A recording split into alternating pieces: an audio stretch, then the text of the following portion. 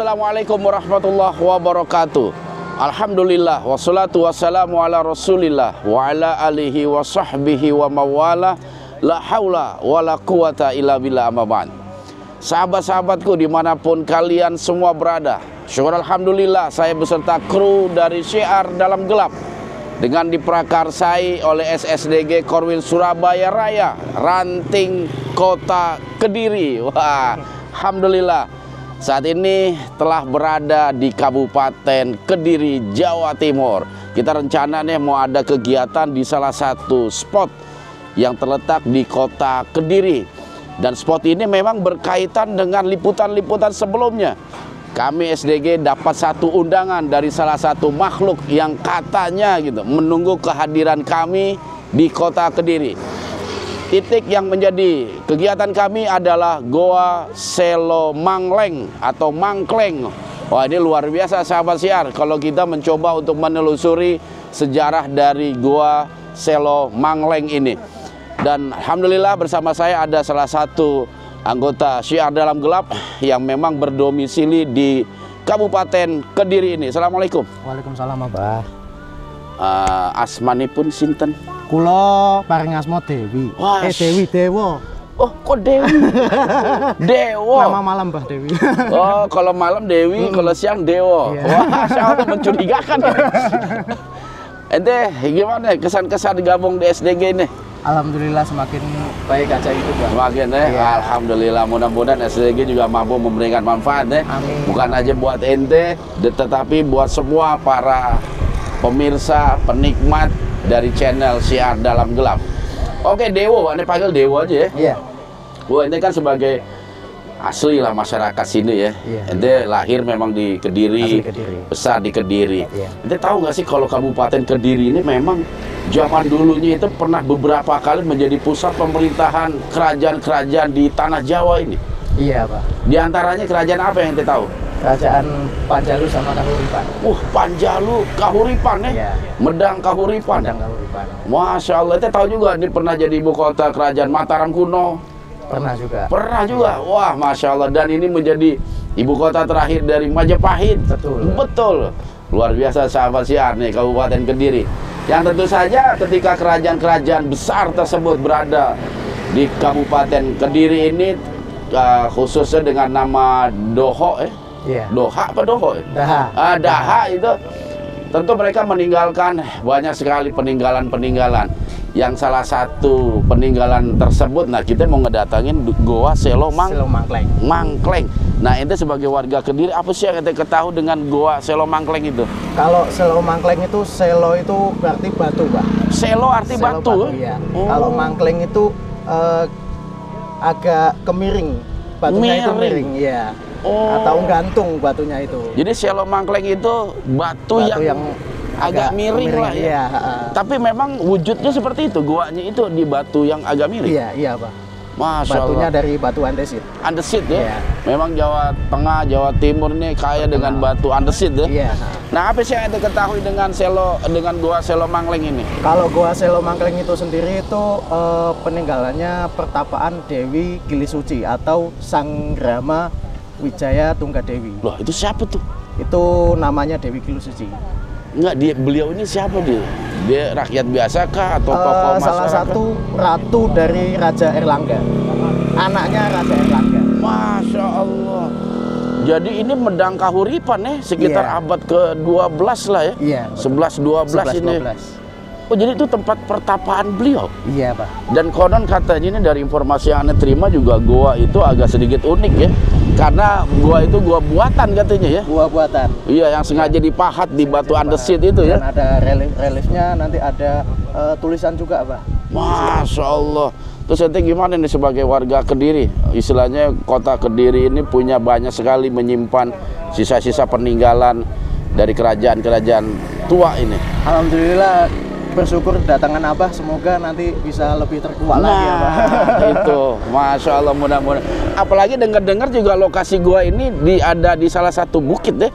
Iya. Bukit apa namanya itu? Bukit Mas Kumambang dekatnya. Mas Kumambang. Ya, sama Bukit Klotok. Bukit Klotok ya. Di atasnya itu ada candi ya, Pak. Nah, Dan konon katanya candi itu juga baru ditemukan ya, Betul, baru betul. sekali diekspalasi. Ekskavasi. Ekskavasi. Iya. Ekspalasi. Baru diekspakasi. Iya. Esi milik kita. Oke sahabat siar, ini semakin menarik, apalagi nanti insya Allah Didi Wahyudi akan mencoba untuk wawancara dengan dinas terkait yang berkaitan dengan sejarah Goa Selo Mangkleng atau Mangleng. Mudah-mudahan ada pengetahuan, wawasan yang mampu kita pelajari dari sisa-sisa peninggalan para leluhur kita, terutama buat masyarakat Kediri nih.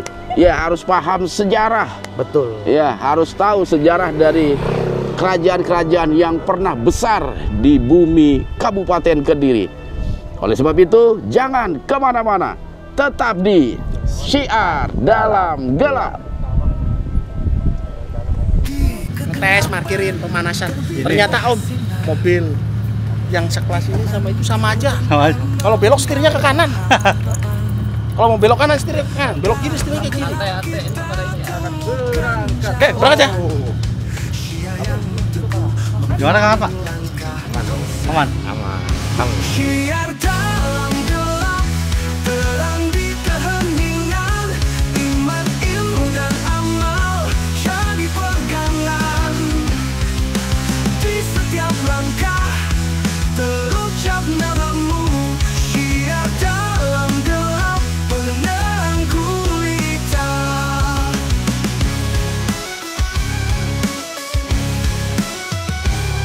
Dalam keheningan malam yang sunyi, terukir kebesaranmu dalam hati. Ilmu yang dipelajari, iman yang tumbuh, amal yang diamalkan, tanda kesungguhan. Syiar dalam Alhamdulillah, kita sudah sampai di Goa Selo Mangleng, di parkiran.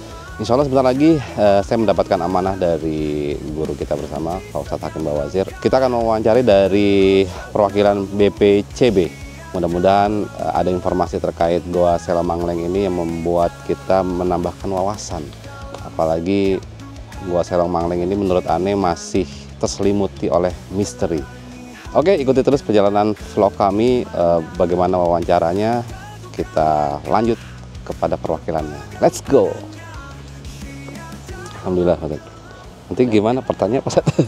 Ya mengalir aja. Mengalir aja, Pak Ustadz. Terutama sih memang siapa sih sebenarnya yang bikin ini kan buatan nih. Iya, katanya buatan memang. Atas siapa yang bikin, apakah yang diindikasikan anak Erlangga yang bikin Oh. atau sebelum masa itu memang gua ini sudah diperuntukkan untuk tempat pertapaan, apa kuburan kuno. Iya, iya. Jadi mungkin yang satu ente harus mampu gali. Insya Allah, Pak. Dan menariknya memang kita minim juga ya Informasi. informasi ya sejarah tentang ini. Kecuali kita ambil dari cerita-cerita masyarakat. Betul, sama paling ada relief-relief Ustadz di dinding goa itu. Itu yang kuat sekali itu.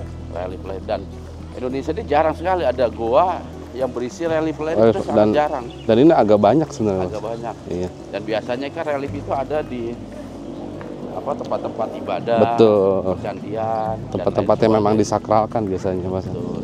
Ataupun ada sejarah yang memang harus pengen disampaikan gitu, Mas. Dan yang nggak kalah menarik ini di Ustadz. dua Selo Mangleng ada di atas. Pak Ustadz. Itu kurang lebih 400 anak tangga itu. Oh, tenang, Pak Ustadz. Tenang, Pak Ustadz. Biasanya biasa kita diwakili sama Kang Jo, Pak Ustadz. Oh iya. Tenang, Pak Ustadz. Kenapa nggak kita ini lagi? Kembali diwakili aja, Pak Ustadz. Berapa 400 ini? Biar kita. Jadi insya Allah nanti ente yang coba pimpin wawancara. Bismillah, Pak Ustadz. Ada ibu siapa? Anda lupa namanya dari BPCB itu. Ya insya Allah dia lebih Paham tentang sejarah. Insya Allah. Kalau gitu kita di mana ya Bu? Itu ya. Sebelah mana nih? Terus. Oke. Dia mengingatkan Anda beberapa belas tahun yang lalu. Iya, katanya Pak Ustadz sempat bilang pernah ke sini, Pak Ustadz. Ke sini tahun 97. Itu acara apa, Pak Ustadz? Acara jalan-jalan. Oh, memang ada dari pesantren dulu apa emang pengen sendiri aja, Pak? Udah lulus. Oh, udah lulus malah. Kebetulan ada keluarga ada di Tulungagung, terus ada diajak jalan ke sini. Dan itu baru pertama kali tuh Anda masuk ke gua, kok kayak begini. Goa tuh. Berarti udah nggak asing dong maksud doanya sih. Guanya nggak asing. Guanya nggak asing.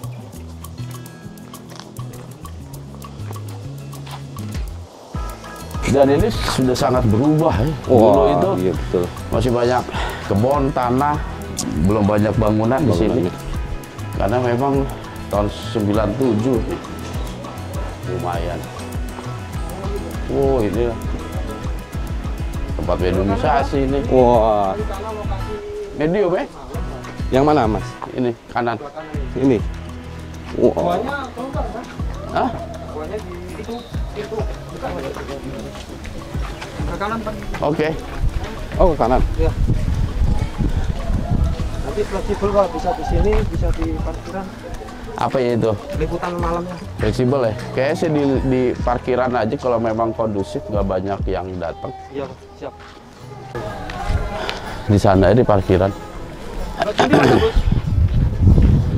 Wah, ini memang berarti kalau ada panggung besar, kerap mengadakan kegiatan seni budaya di sini ya. Kalau sekilas saya baca sih memang dari sini Pak Ustadz ya, pengurus sini sempat melakukan apa ya, pergelaran seni lah Pak Ustadz. Tapi balik lagi Pak Ustadz yang tadi, Pak Ustadz pernah ke sini itu apa yang Pak Ustadz pribadi dapat gitu? Nggak ada yang aneh dapat dulu. Cuma ada yang lihat, oh kayak gini goanya. Ada kalau nggak salah dulu di sini ada bangku tuh, ada duduk tuh penghadap gua. Ini gua sebelah kiri kita. Oh ini atasnya. Mungkin ada duduk di mana di sini kalau nggak salah nih. Kita ada temenannya itu ada gua kecil yang dulu mungkin bekas naruh arca. Dia duduk, wah pro sepedi terus difoto pakai kamera Kodak dulu tuh. Berani itu dia. Iya. Dan kalau nggak salah masih ada itu Fotonya. foto-fotonya. Tapi Pak Ustadz sendiri nggak? Kalau nggak salah duduk di situ deh. Saya nggak jauh dari goa. Itu boleh kan di atas? Gitu. Nggak ini Pak Ustadz? Nggak ada interaksi Pak Ustadz pada saat itu? Interaksi. Iya. Wah dulu masih pada takut mereka. Masya Allah. Iya. Kok takut Pak Ustadz? Ya karena aneh nggak paham. Iya. Karena aneh nggak tahu. Oh, Masya Allah. Kirain takut masih zaman Jawara. Enggak dulu. Namanya kita lulus pesantren. Ini lumayan juga jalan Pak Ustadz. Iya betul. Alhamdulillah. Bismillah. Alhamdulillah.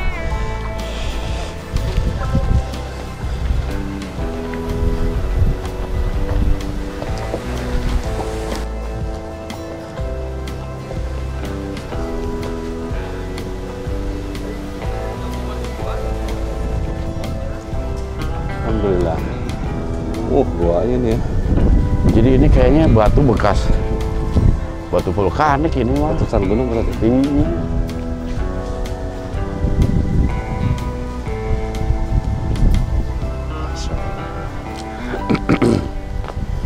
Wah ini ya.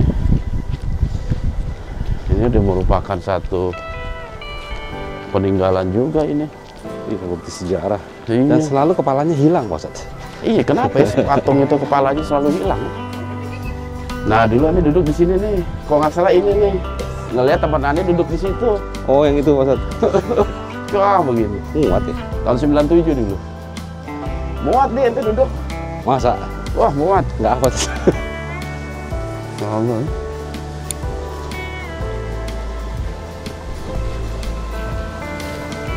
Ini asli pahatan zaman dulu. Pahat secara manual. Tapi presisi Pak Ustadz. Iya, presisi. Oh, zaman dulu juga udah dikenal tulisan Latin, Di. Nah, ini ada tulisannya nih. Uskam. Tuh. Miskam. Miskam. Astagfirullah. Siapa itu? Miskam. Berarti zaman dulu udah ada huruf A ya? Kayaknya udah ada baru huruf ini M. Pak Ustadz. Hah? Kayaknya baru ini. Mana ini? Bukan dari zaman dulu ini? Nggak tahu juga tuh. Masya Allah. Di dalam? Iya, gua aja. Enggak, ini wawancara Ustadz. Enggak. Kalau dalam? Mau naik Ustadz? Ada duluan deh. Enggak nih, ngeliat ini relief ini bikinan ini ya. Semua naik, Pak Ustadz. Naik nanti. Ini berarti bikinan dia. Oke lah, kita coba cari yang narasumber kita untuk wawancara nih. Oke, siap. Kang Yogi.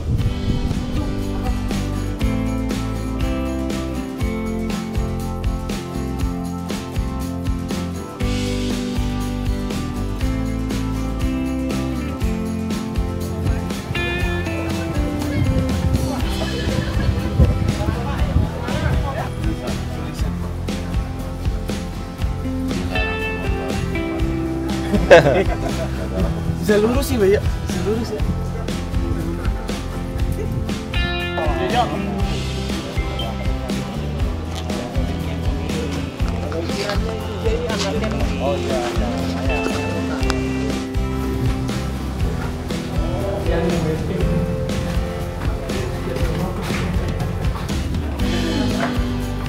Oh iya sih.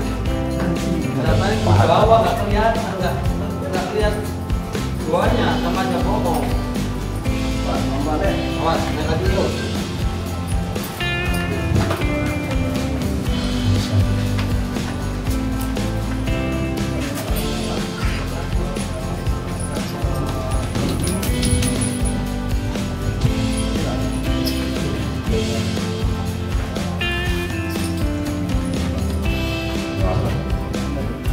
Boleh.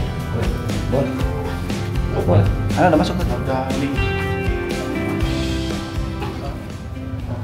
Ini maksudnya kalah.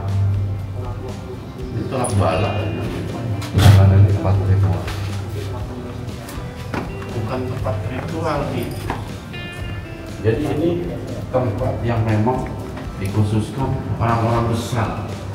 Nah, ketika masuk ini dia harus bersih, suci, dan ini salah satu penjaga biar dia nggak mendapatkan apa namanya siaran. Bismillah. Ini pasti dulu ini ada patungnya.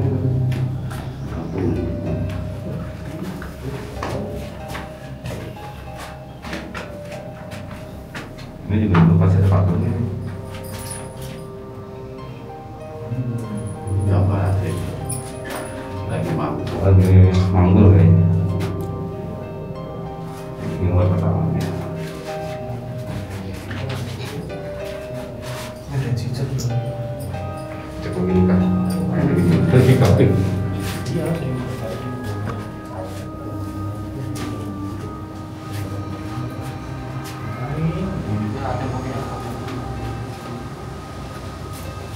Ini pertama masuk di sini bisa atas nih. Bisa, itu kan ada sih.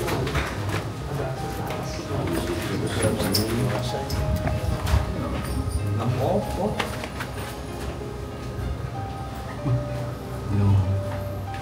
Anu mainan sih kan. Kan kayak yang di Bali.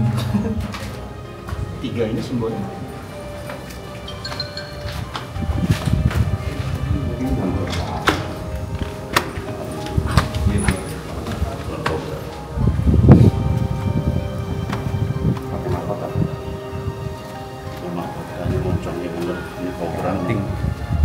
Dalam mitologi agama Buddha ini ada namanya apa tuh, ular kobra ketika Buddha lagi semedi kalau nggak salah dinaungin Terus berubah jadi orang ya. Ada mahkota ini. ada mahkota matanya dua. Ini awal semua ya.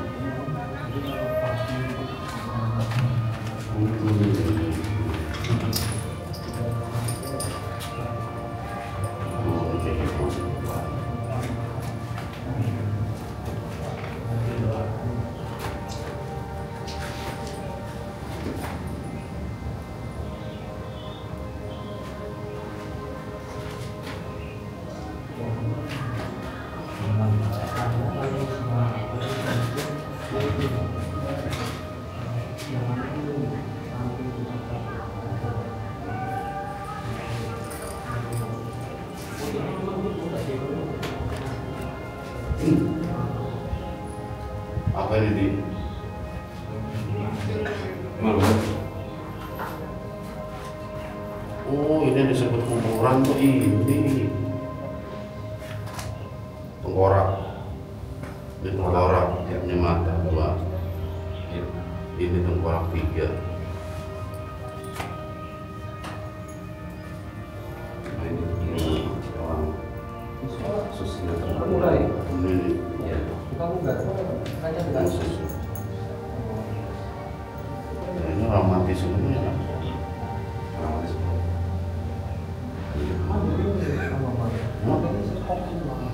Ini selesai terurai ini. Karena bentuknya buat gini Mas. Iya, itu khusus kan. Apa? Tapi ini apa? Oh, mau pakai kesumpah kok. Tengkorak. Oh iya, jelas. Oh. Orang lagi orang. Orang. Ini dalam orang. Dalam.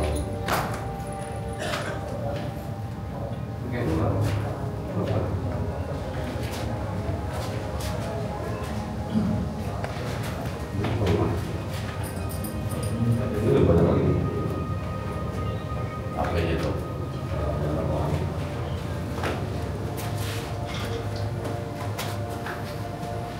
Rumah.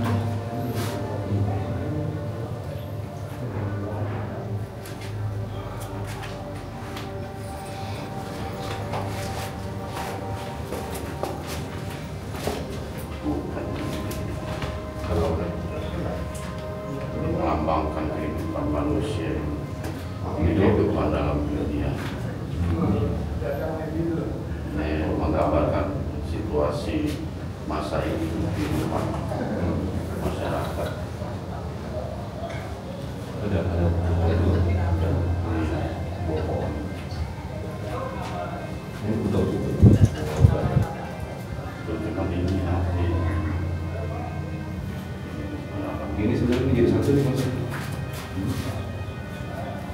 Kalau saya bilang ini ya apa namanya pembatas antara kehidupan dan punya kematian.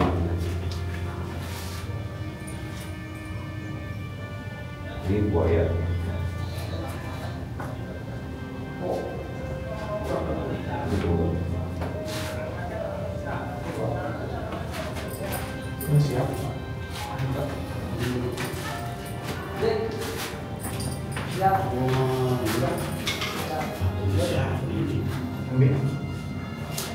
Karena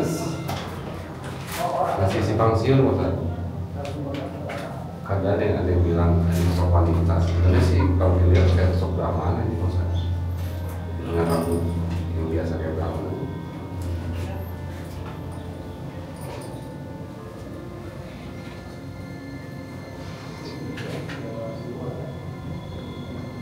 Lebih seperti orang Buddha. Iya. Jadi Buddha.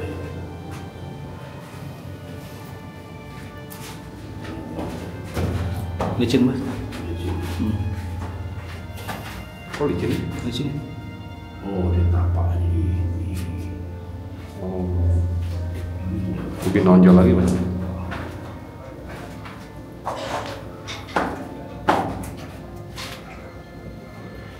Oke lah.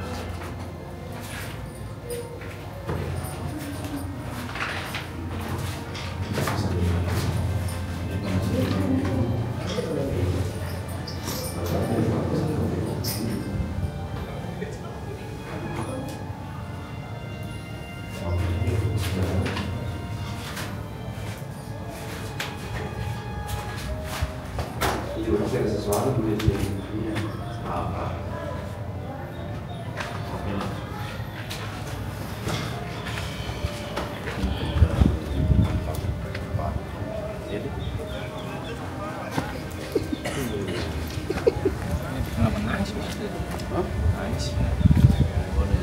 Jangan nangis dong, jangan sedih gitu dong, ente.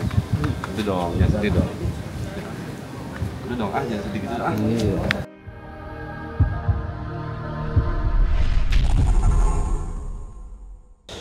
Masya Allah. Tapi udah berapa lama di sini Pak? Sudah mulai tahun 2008 sih. Wah, lama juga sih, alhamdulillah. Alhamdulillah. Kita ngobrol di sini aja, Pak.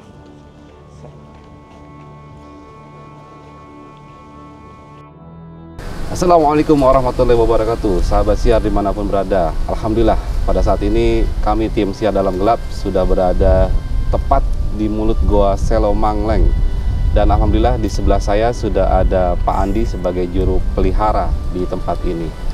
Langsung saja biar tidak bertele-tele ya, kita tanya-tanya nih sama Pak Andi sebagai juru pelihara. Assalamualaikum. Waalaikumsalam. Alhamdulillah. Pak Andi ini sudah berapa lama jadi juru pelihara, Pak Andi? Kalau juru pelihara mulai dari tahun 2008 sampai sekarang. Masya Allah. Berarti paling nggak paham nih, kita mau nanya-nanya tentang Goa Selomangleng. Sedikit sih. Sedikit. nggak terlalu berat sih, insya Allah yang dasar-dasar aja gitu. Kalau Goa Selomangleng sendiri, Pak Andi ini sebenarnya ini dari bahasa apa dan artinya apa gitu, Pak Andi? Kalau dari bahasa sih yang saya baca itu ada terdiri dari dua kata, selo dan mangleng. Selo yang berarti batu dan mangleng yang berarti miring. Miring ya? Miring. Jadi goa batu yang letaknya pada lereng gunung atau bukit. Jadi bukan goanya yang miring, kan kadang orang mikirnya Goa Selomangleng batu terus miring posisinya goanya yang miring, tapi padahal mengikuti sebenarnya tempatnya. Iya, tempatnya. Masya Allah. Karena memang banyak sekali sebenarnya yang bilang mangleng sendiri, ada yang bilang menjorok, ada yang bilang tadi sempat bilang ada yang menggantung, dan sebenarnya miring sebenarnya. Miring. Masya Allah. Ada tempat yang miring atau lereng. Lereng ya. Lereng. Melihat dari postur dari goanya ya. Masya Allah. Kalau sejarah dari Goa Mangleng sendiri, Pak Andi, ini bisa diceritakan nggak nih? Asal-muasal siapa sih yang bentuk ini bikin gitu? Jadi untuk Goa Selomangleng itu kalau untuk tahun pembuatan itu berdasarkan apa ya? Relief. Relief yang ada di dinding sebelah selatan ada Arcanaga. Oh iya. Nah, jadi kalau diangkat tahunkan itu ketemu 998 Saka. Saka ya? Saka. Jadi kalau di Masehi tinggal nambah 78. 78 ya. Wow, jadi ketemu berapa? 1076. 76. Masya Allah. Berarti sudah tua sekali. Iya. Masya Allah. Itu kalau boleh tahu di zaman siapa itu? Kalau Selomangleng sendiri, untuk Goa Selomangleng itu digunakan lintas kerajaan. Lintas kerajaan. Yang pertama adalah kerajaan Kediri. Kediri di mana tahun 1076 tadi Masehi. Terus kemungkinan besar untuk Goa Selomangleng cuma satu bagian aja. Jadi cuma bilik 2 dan 3. Nah, terus pada Singosari, kerajaan Singosari, kemungkinan besar dia membuat yang bilik 1 dan 2. Oh, awalnya belum ada satu bilik 1, 2 ini. Nah, kemungkinan belum ada. Itu. Karena untuk ciri khas dari kerajaan Singosari itu berdasarkan kayak ukiran kala yang ada di atas pintu bilik 1 dan 2. Oh, berarti bisa dibedakan antara bilik 1, 2 dengan 3, 4 itu dari ukiran atau relief yang ada di sana ya. Masya Allah. Dan itu masih menjadi perkiraan sebenarnya. Perkiraan sih kemungkinan besar. Jadi ya karena waktu di era kerajaan Kediri yang berjaya, otomatis kan Singosari dan Majapahit mungkin dia menjadi bawahan, atau sebaliknya siapa yang berkuasa lainnya yang menjadi bawahan. Terus untuk era kerajaan Majapahit itu berdasarkan pilar ini ya. Pilar ini. Ini di baliknya itu ada angka tahunnya 1353 Saka. Di bawah. Di bawah. Di bawah. Oh, yang sebelah sana, tapi kebalik dia posisinya. Seharusnya begini pilarnya. Oh gitu. Tapi gini. Dibuat sebenarnya. Berarti ini pilar ya awalnya. Berarti tinggi tadinya ini. Kemungkinan besar. Tinggi. Masya Allah. Kemudian kalau zaman dulu ini, mungkin kita ambil dulu yang paling awal ya, kerajaan Kediri. Itu siapa, apa namanya, digunakan untuk apa ini sebenarnya dulu itu? Ada nggak yang bisa menjelaskan atau reliefnya? Untuk awal sih tentang full kegiatan keagamaan. Full tentang kegiatan keagamaan berdasarkan relief. Biasanya di sini banyak itu kayak motif awan. Motif awan. Jadi motif awan itu filosofinya sebagai kendaraan menuju ke kayangan. Masya Allah. Oh, jadi gitu. Ya menapak banyak ke atas ya. Kemudian kalau saya pernah baca gitu ya, ada yang namanya Dewi Kili Suci kalau nggak salah. Oh, Dewi Kili Suci. Kalau itu ceritanya gimana, Pak Andi? Kalau Dewi Kili Suci itu ya menurut saya dengar dan saya baca sedikit sih, dia putri dari Raja Erlangga. Dia tidak mau menerima tahta, tapi dia menjadi seorang pertapa di sini atau menjadi murid bisa, terus akhirnya menjadi seorang guru atau resi setelah di Goa Selomangleng. Oh, berarti karena dia tidak mau mengambil ataupun menerima ya, iya, apa namanya, tahta dari ayahandanya, kemudian dia menyepi ya. Menepi. Tapi ada nggak sih misalnya bukti sejarah yang memang beliau tuh dengan siapa gitu di sini? Yang cerita yang paling gencar itu dia bersama patihnya, yaitu Butolu Coyo. Butolu Coyo. Itu bisa dilihat dari cerita atau memang ada relief yang menjelaskan? Kalau tentang reliefnya sih kurang tahu juga, tapi menurut cerita yang beredar mungkin dari setiap orang kan, iya pasti. Iya, tapi kok semua mengatakan mengarahnya ke sana. Bersama patihnya dia. Iya, karena yang seperti kita ketahui ya, bahwa kalau seorang yang penting nggak mungkin sendirian, pasti kan ada yang mendampingi lah. Seperti oke, Masya Allah. Kemudian ini saya tertarik dengan relief-relief yang ada di dinding-dinding goa ini, ataupun memang pahatan ya 3 dimensi lah kita lihat. Ada yang 3 dimensi juga. Itu bisa diceritain nggak, mungkin yang dari yang paling serem dulu nih? Saya lihat ada tengkorak-tengkorak, itu apa ya artinya atau filosofinya ada apa? Untuk tengkorak itu kemungkinan besar di area Kediri atau apa ya? Kalau di dalam goa ya kemungkinan besar di area sekitar sini itu adalah terdapat pemakaman terbuka. Pemakaman terbuka maksudnya pemakaman umum? Atau dimakamkan di dalam atau di luar? Di luar, tidak dikubur. Jadi ya kemungkinan besar itu adalah salah satu menekan hawa nafsu, atau mungkin juga kalau mungkin cewek ke cowok, bagaimana dia mungkin proses sampai apa ya, kayak ternyata itu aja. Nah, sampai kata-kata ternyata udah tahu, seperti itu. Masya Allah. Jadi untuk nafsunya sudah benar-benar ditekan semaksimal mungkin. Jadi udah nggak masalah nafsu, itu sudah dihilangkan ya. Wah, dendam ya. Saya pernah baca juga, kalau Mas Andi mungkin Pak Andi pernah dengar tentang asuba ya. Asuba itu tentang petapa yang memang bertapa di depan para mayat gitu, atau mayat lah gitu. Itu pernah dengar atau tahu Pak Andi? Kemungkinan besar yang ada di goa sini. Yang di atas ini, asuba ini? Iya, jadi untuk pemakaman terbuka ini juga asuba juga sih. Kalau Pak Andi tahu nggak tujuan dari asuba itu? Apakah sama dengan apa kayak tadi Pak Andi bilang, menekan hawa nafsu, atau itu kan pasti bau ya, logika kita kan pasti bau, pasti jadi ya enak lah. Ya kemungkinan besar sih hampir sama. Masya Allah, alhamdulillah. Oke. Berarti yang sebelah ada patung nih. Ada patung yang mungkin kalau saya lihat banyak yang bilang itu Dewi Kili Suci, banyak yang bilang. Tapi sebenarnya apa itu kalau dari sini sendiri? Kalau kemungkinan besar juga sih itu adalah seorang relief seorang guru atau resi. Lebih ke pertapa ya? Iya, untuk pertapanya. Tapi bukan ke arah Dewi Kili Suci.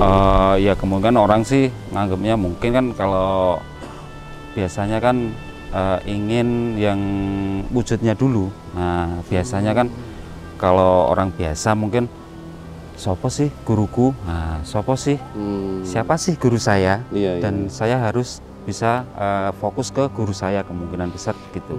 Jadi kayaknya dibuatkanlah relief itu ya guru atau resinya. Oke, kalau ruangan sendiri Pak, mungkin ada keterangan dari Pak Andi. Sebenarnya ruangan-ruangan itu digunakan buat kayak di depan ini kan kita masuk ya. Iya. Yang sebelah langsung ada kayak altar ya. Kayak altar. Itu yang ada di Pak. Itu bisa dijelaskan nggak Pak ruangan-ruangan atau bilik-biliknya itu? Untuk bilik 1 itu biasanya awal mula. Jadi untuk mungkin seorang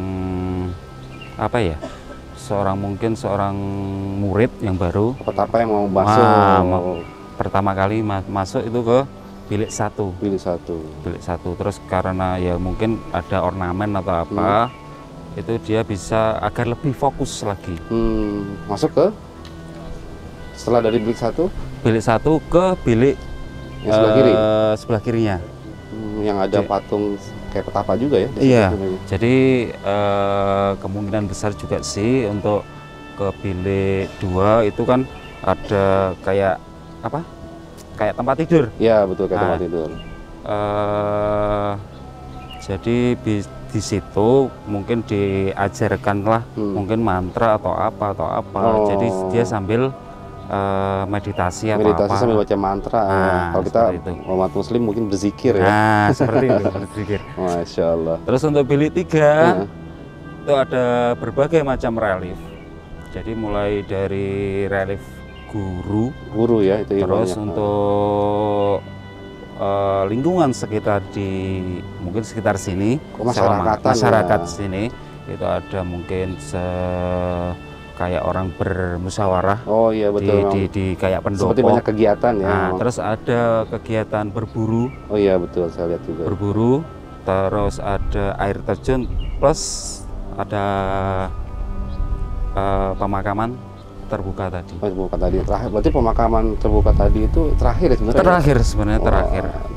Kalau saya bisa lihat itu kayak seperti mengikuti perjalanan hidup manusia. Seperti itu. Masya Allah. Oke.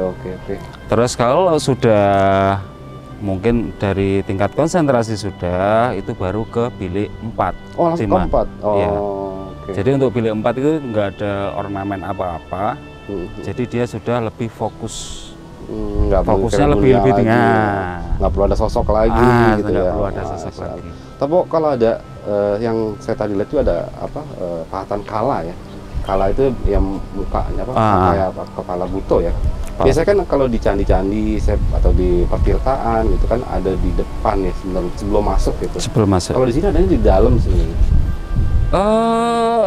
Ini ada masuk gua ini untuk pintu yang sebelah utara. Iya ini sebelah utara. Untuk pintunya ini kan sudah ada ini gigi kala. Kayak gigi ini ya. Iya gigi kala. Jadi bisa dilihat itu nanti. Kayak masuk ke dalam kalanya sendiri ya. Berarti bisa mungkin ya saya nggak kurang paham, bisa difilosofikan bahwa itu udah masuk pelindungan si kala itu. Jadi sudah masuk. Jadi untuk kalau di goa ini cuma gigi kalanya aja. Jadi kayak masuk di dalamnya kala udah. Tapi ada ini nggak ada yang menjelaskan nggak terkait sebenarnya siapa yang membuat goa ini? Sampai sekarang belum. Rujukannya belum ada. Belum ada untuk rujukan siapa yang membuatnya. Karena kan kalau saya lihat batu andesit ini keras sekali ya. Warna hitam ini sampai dibolongin bisa masuk ke dalam kan berarti luar biasa gitu. Apalagi kalau melihat dari teknologi ya. Iya. Kalau dulu dikit-dikit 80 tahun sampai bisa ke bangun bilik-bilik gitu ya, Masya Allah. Berarti masih menjadi misteri itu ya? Masih misteri. Masya Allah. Oke. Berarti selain Kediri ini juga Singosari juga lintas kerajaan. Lintas kerajaan. Masya Allah. Oke. Kemudian kalau dari ini kan saya lihat sudah jadi di pariwisata ya. Alhamdulillah ini rapi sekali. Alhamdulillah. Kalau dibukanya kapan ini, Mas? Apa Pak? Untuk pariwisata 2004 mulai mega proyek wisata mulai dikembangkan. Itu mulai tahun 2004. Dan itu pengembangnya dari pemerintah atau pemerintah? Oh, pemerintah. Pemerintah. Ya? Alhamdulillah. Berarti memang pemerintah sudah sadar ya bahwa potensinya harus dilindungi dan bisa jadi destinasi wisata. Masya Allah. Alhamdulillah. Berarti 2004, Pak Andi ini 2008. Tuh. Sebenarnya ini dekat dari lama juga, orang lama juga ini, Masya Allah. Kalau penemuan dari gua ini sendiri, Pak, yang pertama menemukan atau yang tahu gua ini tuh dari siapa gitu? Ada nggak? Ya, nggak ada. Masyarakat aja Pak. Masyarakat. Jadi kalau beda dengan mungkin temuan yang di dalam tanah, ya, di dalam tanah. Tapi kalau ini udah nampak. Udah tahu, masyarakat udah paham lah. Udah kelihatan soalnya ya. Jadi nggak tertimbun tanah atau apa enggak. Jadi memang udah menjadi apa ya? Masyarakat udah tahu di sini ada goa. Kemudian pemerintah datang untuk dilestarikan karena memang Masya Allah banyak sekali peninggalan-peninggalan dari masa lampau ya. Jadi untuk tema wisatanya ya rekreasi, ya, berwisata sambil belajar budaya, sejarah. Kemudian ya, silakan. Kan untuk wisata sambil belajar tentang sejarah kan di samping Goa Selomangkleng juga ada Museum Erlangga. Oh. Jadi kan biar belajarnya lebih komplit ya. Komplit. Di sana ada peninggalan apa aja? Untuk di Museum Erlangga ada 2 gedung sih. Untuk gedung pertama yaitu tentang koleksi arkeologis dan untuk yang gedung kedua itu etnografis. Untuk arkeologis berupa arca dan ya arca sih dan prasasti juga. Terus untuk di etnografis itu ada alat musik, kendaraan, terus senjata, mata uang, terus sama kitab. Oh, ada kitab juga. Kalau itu ada nggak yang menjelaskan dari kerajaan-kerajaan mana? Dijelaskan di situ ya? Kalau untuk yang etnografis itu ya sebagai pelengkap aja sih, pelengkap. Jadi kalau untuk yang arkeologis sama kayak di Goa, mulai dari Kerajaan Kediri, Singasari, dan Majapahit untuk temuannya. Masya Allah. Pertanyaan terakhir nih Pak Andi, mungkin dari Pak Andi bisa kasih kita satu pandangan lah, bagaimana kita menyingkapi ya, kan banyak mitos-mitos yang beredar di masyarakat, kemudian bermacam-macam sejarah terkait Goa Selomangkleng ini. Kalau Pak Andi sendiri bagaimana kita menyingkapi sebaiknya gitu? Untuk mitosnya apa sih? Petapaan dari Kili Suci tadi gitu kan, kemudian ada Singosari juga gitu. Terus memang dulunya katanya ada ya banyak terkait, ada mistisnya juga gitu kan sebenarnya. Gimana Pak Andi? Untuk mencikapi sih tentang mitos ya kita nggak usah asal percaya aja. Kita teliti dulu. Atau kita baca-baca mungkin dari referensi, kan kadang referensi A belum tentu dengan B sama, jadi kita ambil sisi baiknya aja. Oh kalau di sana A itu begini, kalau B begitu, ya kita ambil tengah-tengah aja. Jadi biar nggak saya loh pendukung A harus gini, kamu harus gini tentang gua itu harus gini. Nah itu ya jangan sih. Jangan, ya. Jadi lebih baik kita netral aja, yang baik kita ambil, yang jelek kita buang. Oke deh Pak Andi, terima kasih banyak ini. Karena sudah masuk menjelang maghrib nih, kita udah harus turun kayaknya nih. Masya Allah. Oke sahabat siar, Masya Allah ya, tadi kita sudah berbincang-bincang dengan Pak Andi sebagai juru pelihara di Goa Selomangkleng ini. Memang di Selomangkleng ini lintas kerajaan ya, Masya Allah. Banyak sekali relief-relief yang menjelaskan tentang kehidupan baik dari kemasyarakatan dan juga tentang kematian, Masya Allah. Mudah-mudahan menjadi satu satu giroh kita untuk lebih mempelajari lagi sejarah, terutama untuk sahabat-sahabat semua yang tinggal di Kediri nih, harus paham tentang sejarah kota Kediri. Itu aja, mudah-mudahan ada informasi yang bisa kita ambil terkait Goa Selomangkleng ini, dan mudah-mudahan nanti malam ada informasi yang bisa kita ambil dari sisi gaib seperti apa sisi gaib tentang Goa Selomalang ini. Oleh karena itu, jangan kemana-mana, tetap di Siar Dalam Gelap. Wassalamualaikum warahmatullahi wabarakatuh. Di kegelapan terbitlah sinar, iman, ilmu dan amal membawa harapan. Dalam gelap kita temukan jalan, Syiar yang teguh membimbing langkah insan. Syiar dalam gelap, terang di keheningan, iman, ilmu dan amal jadi pegangan. Di setiap langkah terucap namamu, Syiar dalam gelap, penerang gulita.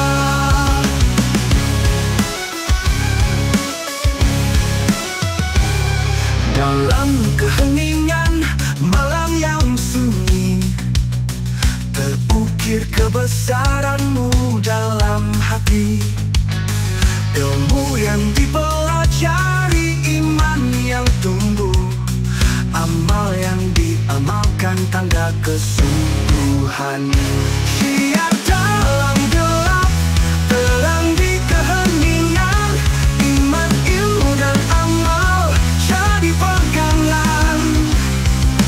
Di setiap langkah terucap namamu, Syiar dalam gelap, penerang gulita.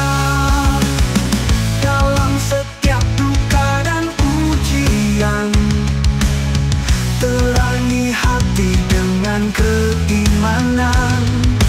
Teguhkan langkah, berpegang padanya, Syiar dalam gelap, penerang langkah jiwa.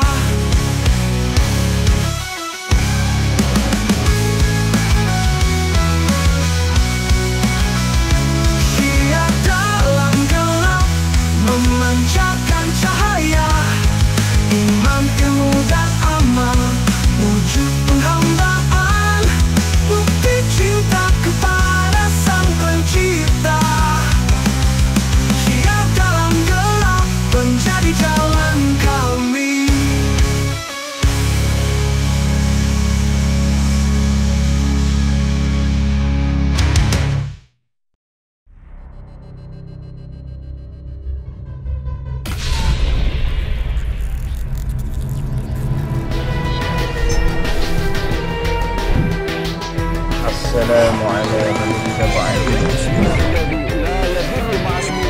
Oleh sebab itu, jaga terus iman, ilmu, dan amal kita.